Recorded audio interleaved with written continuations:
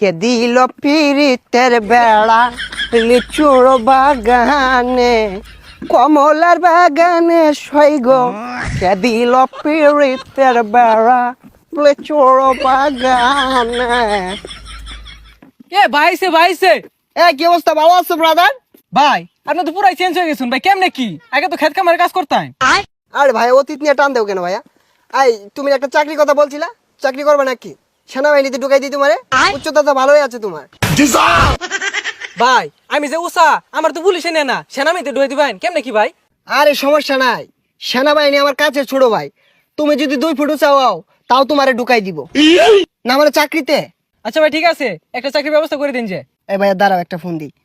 Hello কদম আলী, এই মুড়ে আমার গাড়িটা নিয়ে আসো তো। কি কোন ভাই, এই সিফার ওটা এত বড় গাড়ি ঢুয়াইতেছেন ঢুকবো? আরে সমস্যা নাই, আসলেই দেখতে পারবা। ভাই এত চেঞ্জ এত টিয়া পয়সা ভাই কেমনে সম্ভব এগুলো ভাই? এই যে ভাই আপনার গাড়ি। ভাই এই গাড়ি চালাতে পারবেন? আরে 12 মাস তো এগুলাই চালাই। এই সরো।